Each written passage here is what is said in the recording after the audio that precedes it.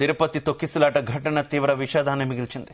ఈ ఘటనపై ప్రధాని నరేంద్ర మోదీతో పాటు తెలంగాణ ముఖ్యమంత్రి రేవంత్ రెడ్డి స్పందించారు. తిరుపతి తొక్కిసలాట ఘటనలో భక్తులు మరణించారనే వార్త తమను తీవ్రంగా కలచివేస్తుందన్నారు ప్రధాని మోదీ. ఈ ఘటనపై ఎక్స్ వేదికగా ప్రధాని మోదీ, సీఎం రేవంత్ రెడ్డి స్పందించారు. కుటుంబాలకు ప్రగాఢ సానుభూతి తెలియజేస్తున్నామన్నారు.